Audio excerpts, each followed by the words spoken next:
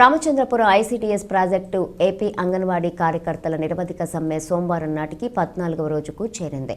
రామచంద్రపురం పట్టణం మున్సిపల్ కార్యాలయం ఎదురుగా గత 14 రోజులుగా కొనసాగుతున్న నిరవధిక సమ్మె ఈ రోజు క్రిస్మస్ పర్వదినం సందర్భంగా శిబిరంలోనే కేక్ కట్ చేశారు.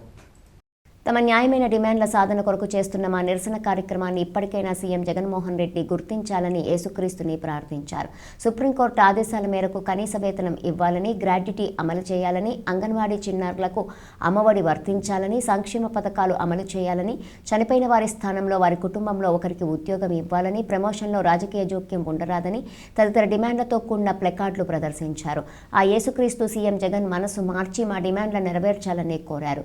ఈ నిరవధిక సమ్మె కార్యక్రమానికి ప్రాజెక్టు అధ్యక్షురాలు మేడిశెట్టి దుర్గమ్మ, సిఐటియు జిల్లా కార్యదర్శి నూకల బలరాం, అధిక సంఖ్యలో అంగన్వాడీ కార్యకర్తలు, సహాయకులు పాల్గొన్నారు.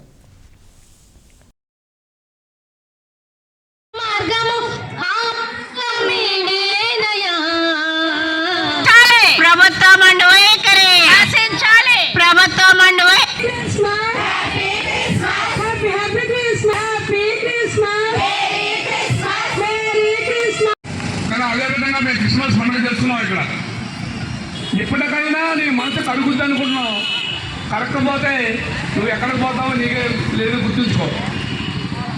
ఈ రోజు కాకపోయినా రేపైనా, ఎల్లుండైనా, 10 రోజులైనా, 100 రోజులైనా సరే నువ్వు దిగి వచ్చేంత వరకు కూడా మేము ఈ సమ్మెలో ఉంటాం.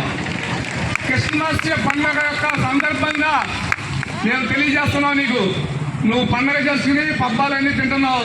మేము ఇక్కడ కడుపు మంటలతో పస్తుంటూ ఇక్కడ మేము సమ్మెలో ఉన్నాం. ఇప్పటికీ ఖండించకపోతే నిన్ను ఎలా పంపించాలో కూడా మా చేతిలో ఉంది. అది ఎంతో దగ్గరలో ఉంది కాబట్టి తెలియజేస్తున్నాం. ఎప్పటికైనా మా డిమాండ్స్ తీర్చమని చెప్పి మనం అడుగుదాం. కామ్రేడ్స్, ఎంత దుర్మార్గం అంటే ఆడపిల్లల రోడ్డు మీద ఉన్నాడు, 14వ రోజు జరిగింది. ఇప్పటికైనా వాళ్ళ సమస్య ఎంత కొంత మనం దిగి రావాలన్న ఆలోచన కూడా లేదు ఆయనకి. గుర్తుంచుకోండి, యేసు ఏం చెప్పారు? బానిసల మధ్య బానిసలన్నీ విముక్తి చేయాలి అన్న దాని మీద యేసు సిలువ వేసుకున్నది.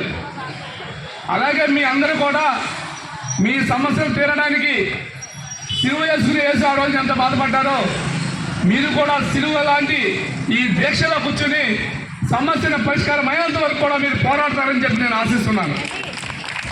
డెఫినెట్గా మీరు విజయం సాధిస్తారు. జీతాలు వచ్చిన తర్వాత క్రిస్మస్ పండుగ మళ్ళీ ఇంకోసారి చేసుకుందాం. జీతాలు పెరిగిన తర్వాత ఇక్కడే చేసుకుందాం. ఓకేనా?